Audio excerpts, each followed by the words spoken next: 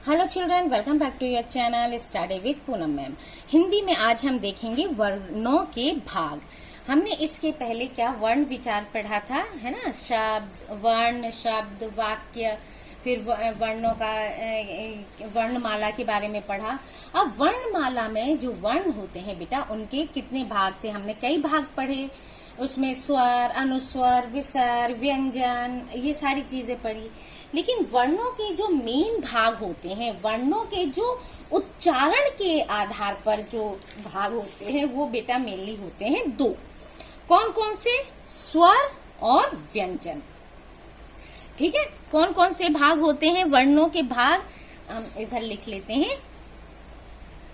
उच्चारण के आधार पर वर्णों के दो भाग होते हैं। कौन कौन से होते हैं बेटा?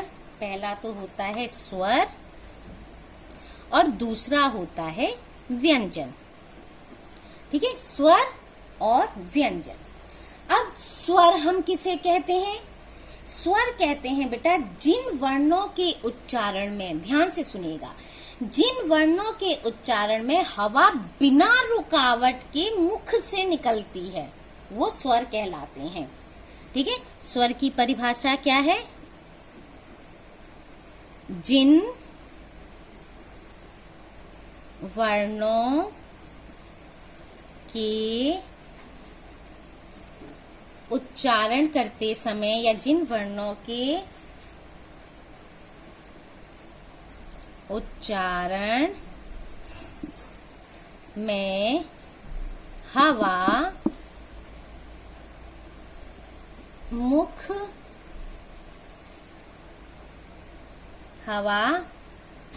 मुख से बिना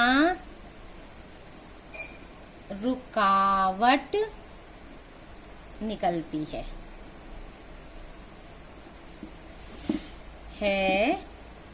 उन्हें स्वर कहते हैं।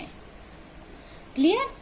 जिन वर्णों का मतलब वे वर्ण जिनका हम उच्चारण करते हैं, तो उच्चारण करते समय हवा जो होती है हमारे मुंह से बिना रुकावट के बाहर आती है, उनको हम स्वर कहते हैं। और इसके पहले वीडियो में हमने देखा ही था स्वर कितने होते हैं। स्वर होते हैं 11। हिंदी वर्णमाला में स्वर कितने होते हैं बेटा? क्योंकि हर भाषा के अलग अलग होते हैं, तो हिंदी वर्णमाला में स्वर कितने होते हैं? 11 स्वर होते हैं। ये स्वतंत्र रूप से बोले जाते हैं। ठीक है, ये कैसे होते हैं? ये स्वतंत्र रूप से बोले जाते हैं। ये ध्वनियां जो होती हैं स्वतंत्र ध्वनियां कहलाती हैं। ये किसी की सहायता, इन्हें बोलने के लिए किसी की सहायता लेने की जरूरत नहीं पड़ती है।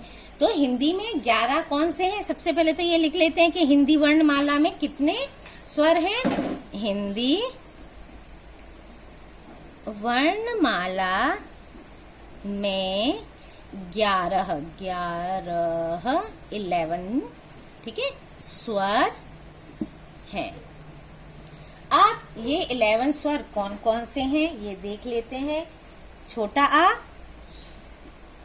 बड़ा आ, छोटी ई, बड़ी ई, छोटा ऊ, बड़ा ऊ, री ऋषि, छोटी ए, बड़ी ए, छोटा ओ और ये बड़ा ओ।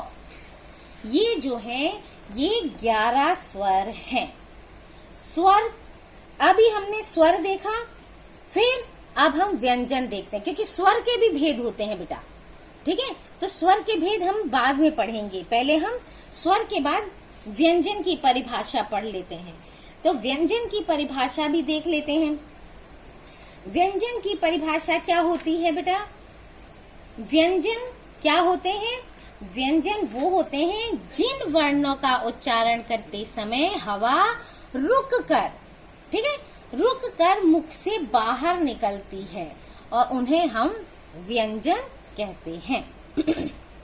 ठीक है, व्यंजन की परिभाषा भी समझ में आ गई, क्योंकि इसलिए बोला क्योंकि इसमें क्या है, बिल्कुल वैसे ही है। इसमें क्या है, जिन वर्णों के उच्चारण में हवा मुख से बिना रुकावट के निकलती है, व्यंजन क्या होगा, जिन वर्णों का उच्चारण करते समय हवा रुक कर, रुकावट उसमें आ जाती है, यहाँ बिना रुकावट है, वहां रुक कर मुंह से बाहर निकलती है, उन्हें हम स्वर कहते हैं। और वो कितने गिने थे हमने, 35 काउंट किए थे, वो 35 होते हैं। तो चलिए अब हम देखते हैं स्वर के भेद। स्वर के भेद कितने होते हैं यहाँ देख लेते हैं, फिर व्यंजन की परिभाषा इसके बाद में लिखवाऊंगी आपको बेटा। स्वर के भेद, स्वर के कितने भेद होते हैं बेटा, स्वर के भेद होते हैं 3। स्वर के कितने भेद होते हैं, 3। चलिए यहाँ लिखते हैं कौन कौन से हैं। एक होता है सबसे पहला ह्रस्व, ह्रस्व स्वर। ठीक है, इसमें क्या होता है, वो स्वर होते हैं जिसको बोलने में बहुत कम, मतलब एक मात्रा का टाइम लगता है कि बस बोला और खत्म हो गया, मतलब पता भी नहीं चला कि बोल गया। जैसे अ, ई, छोटा अ, छोटी ई, छोटा उ, री, ये क्या होते हैं, ह्रस्व स्वर में आते हैं। मैं इसकी परिभाषा भी आपको लिखवाऊंगी, एग्जाम्पल्स भी लिखवाऊंगी। फिर आते हैं दीर्घ स्वर।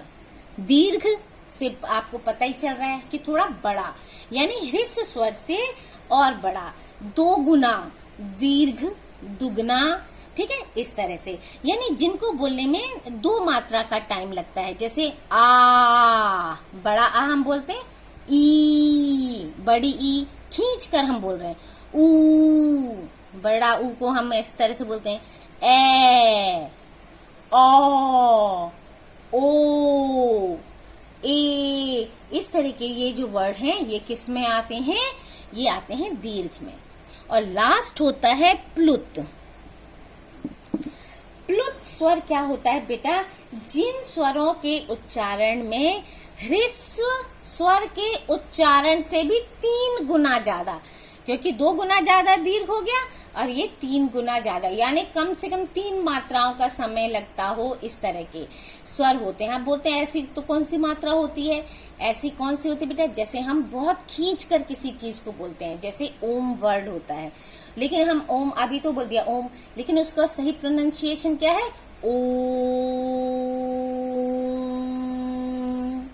ठीक है, तो ये जो आपने कहीं कहीं देखा भी होगा, हिंदी का 3 सा लिखा हुआ, यानी ओ को 3 बार, उसका ओ की मात्रा जो होती है 3 बार प्रोनाउंस होनी चाहिए। ये अक्सर मतलब हम हिंदी में तो लगभग यूज नहीं करते हैं, लेकिन इसको किसमें, संस्कृत में इसका ज्यादा यूज होता है। ठीक है, तो अब चलिए अब इनकी हम कर लेते हैं परिभाषा। अब ह्रस्व स्वर की परिभाषा लिखते हैं। ह्रस्व स्वर, ये क्या होते हैं, वे स्वर, ये वे स्वर होते हैं जिन स्वरों के उच्चारण में सबसे कम समय, यानी कि एक मात्रा भी लिख देती हूं मैं, जैसे मैंने बताया था आपको, एक मात्रा का समय। ठीक है, एक मात्रा काल या एक मात्रा का समय लगता है।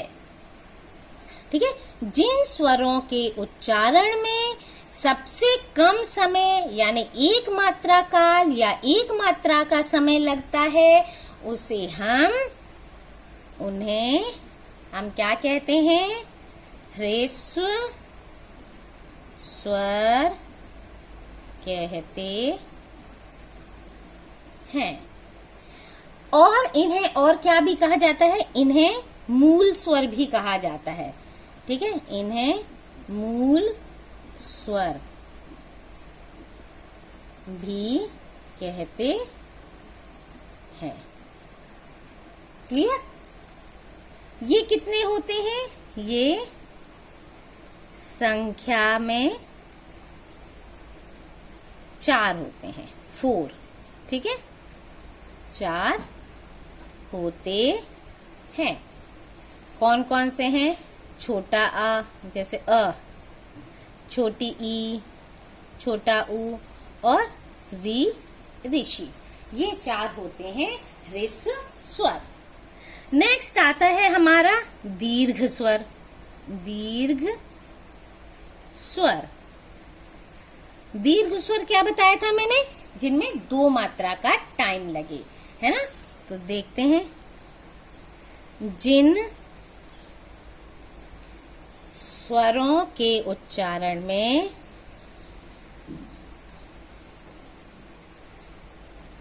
ह्रस्व स्वरों के उच्चारण से दुगना समय या 2 मात्रा काल, इसको कह सकते हैं 2 मात्रा काल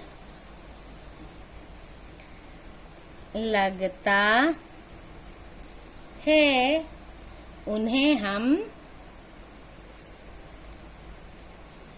उन्हें दीर्घ स्वर कहते हैं। अब ये क्या होते हैं? ये दीर्घ स्वर हो गए, ये संख्या में 7 होते हैं, ठीक है। दीर्घ स्वर हो गए, ये कितने होते हैं? ये संख्या में कितने बताए? 7। ये संख्या में कितने हैं? 7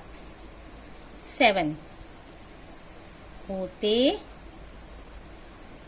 हैं। कौन कौन से? छोटा आ तो ह्रस्व में आ गया, यानी कि बड़ा आ। छोटी ई ह्रस्व में है तो बड़ी ई दीर्घ। छोटा ऊ ह्रस्व है तो बड़ा ऊ, ये हो गया री ऋषि। अब एड़ी, ऐनक, ओखली, औरत, ये सब क्या हो गए? 1 2 3 4 5 6 7, ये 7 जो हैं वो दीर्घ स्वर कहलाते हैं। अब है थर्ड प्लुत। प्लुत ता तरबूज। प्लुत स्वर, जिन स्वरों के उच्चारण में ह्रस्व स्वर के उच्चारण से कितना? दीर्घ तो 2 गुना था, अब ये कितना हो गया? 3 गुना। 3 गुना या तिगुना, 3 गुना समय, या जिसे हम कह सकते हैं 3 मात्रा काल, ये लगता है। वे क्या होते हैं? प्लुत स्वर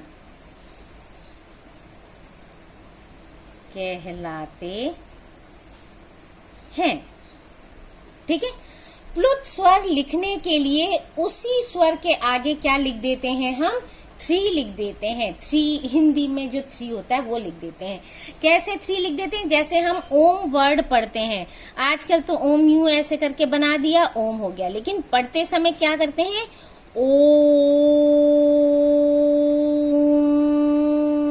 ये हुआ सही वर्ड, ठीक है। ये क्या हुआ? ये सही वर्ड। ओ कितने बार पढ़ना है हमको? ओ 3 टाइम्स इसकी मात्रा बोलनी है, फिर माँ बोलना है, ठीक है। तो हिंदी में इसका यूज नहीं होता है। ओम जो है संस्कृत वर्ड है, हिंदी में हम इसका यूज नहीं करते हैं। हिंदी में कैसे करते हैं? जैसे किसी को चिल्लाना हो, जैसे दूर है कोई बच्चा खड़ा है और हम उसको चिल्ला रहे हैं, राम इधर आ, करते हैं है ना, गांव में आपने सुना होगा ओरी कहाँ है, कृष्णा कहाँ है, बहुत खींच खींच के बोला जाता है। तो इसी चीज को हम क्या कहते हैं, मतलब उस मात्रा को, उस अक्षर को हम 3 बार बोलते, 3 बार की मात्रा लगाते हैं उसमें, तो वो क्या हो जाता है, प्लुत स्वर हो जाता है। ठीक है, तो इस तरह से आपने देखा स्वर के भेद, पहले तो उच्चारण के आधार पर वर्णों के भेद, फिर स्वर और व्यंजन हुए, स्वर के भेद हमने पढ़ लिए, स्वर के 3 भेद होते हैं। फिर अब पढ़ेंगे इसके नेक्स्ट उसमें स्वरों की मात्राएं। ठीक है, स्वरों की मात्राएं, जैसे स्वर की क्या क्या मात्राएं होती हैं, है ना। 12 खड़ी तो आपको आती ही होगी, 12 खड़ी आपने पढ़ी होगी छोटी क्लासेस में। तो उन्हीं मात्राओं को हम देखेंगे और उसमें से वर्ण विच्छेद करेंगे।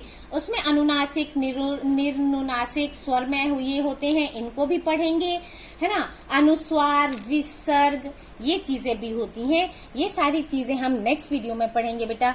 तब तक के लिए thank you. Like, share and subscribe my channel.